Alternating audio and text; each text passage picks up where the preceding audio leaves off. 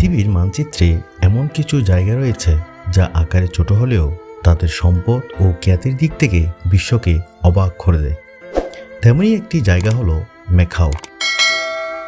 অনেকে মনে করেন ম্যাকাও একটি স্বাধীন দেশ, কিন্তু সত্যিটা হলো হংকংয়ের মতো ম্যাকাও কোনো স্বাধীন দেশ নয়, বরং চীনের একটি বিশেষ প্রশাসনিক অঞ্চল। কিন্তু অবাক করা বিষয় হলো চীনের অংশ হওয়া সত্ত্বেও এদের রয়েছে নিজস্ব সরকার, নিজস্ব পাসপোর্ট, আলাদা মুদ্রা এবং আলাদা আইন কানুন। কিন্তু কিভাবে এই ছোট্ট ভূখণ্ডটি বিশ্ব অর্থনীতিতে অন্যতম ধনী অঞ্চলে পরিণত হলো, আর কেমন সেখানকার মানুষের জীবনযাত্রা, আজকের ভিডিওতে আমরা উন্মোচন করব ম্যাকাওয়ের অজানা সব ইতিহাস ও তথ্য।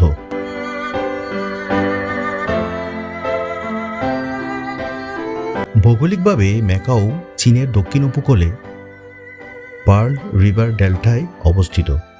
এটি হংকং থেকে মাত্র 60 কিলোমিটার দূরে। আপনারা শুনলে অবাক হবেন, পুরো ম্যাকাওর আয়তন মাত্র 32.9 বর্গ কিলোমিটার, অর্থাৎ বাংলাদেশের যে কোনো একটি ছোট থানার চেয়েও এটি ছোট।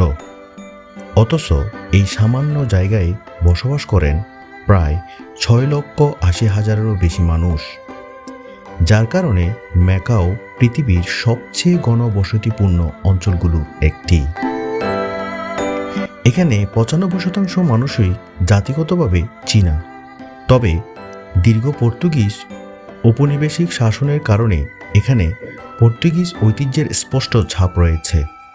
এখানকার সরকারি ভাষা চাইনিজ এবং পর্তুগিজ।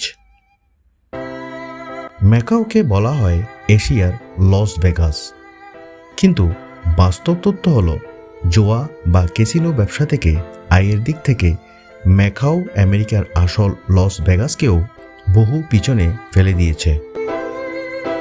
1557 সাল থেকে 1999 সাল পর্যন্ত ম্যাকাও ছিল পর্তুগালের অধীনে। 1999 সালে পর্তুগাল এটি চীনের কাছে হস্তান্তর করে।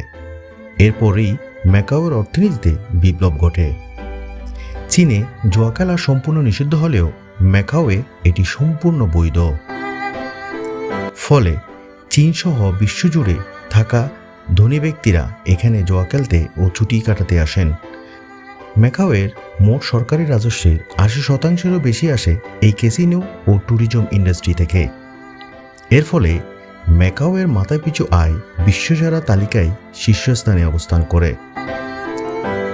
চীনা নিয়ন্ত্রণে থাকলেও এক দেশ দুই নীতির অধীনে 2049 সাল পর্যন্ত ম্যাকাও নিজস্ব স্বায়ত্তশাসন উপভোগ করবে। এখানকার নাগরিকদের রয়েছে নিজস্ব ম্যাকাও SR পাসপোর্ট। এই পাসপোর্ট দিয়ে বিশ্বের প্রায় 140টিরও বেশি দেশে ভিসা ছাড়া বা অন অ্যারাইভাল ভিসায় ভ্রমণ করা যায়। আর এখানকার নিজস্ব মুদ্রার নাম হলো ম্যাকাও পাটাখা। তবে ব্যবসা বাণিজ্যে হংকং ডলারও সমানভাবে গৃহীত হয়। প্রচুর রাজস্ব আয়ের কারণে ম্যাকাও সরকার তার নাগরিকদের বিভিন্ন সুযোগ সুবিধা দেয়, যেমন বিনা খরচে স্বাস্থ্যসেবা, 12 বছরের বিনামূল্যে শিক্ষা এবং প্রতি বছর নাগরিকদের নগদ অর্থ প্রদান করা হয়। তবে ম্যাকাওয়ে বসবাসের খরচ কিন্তু বেশ চড়া।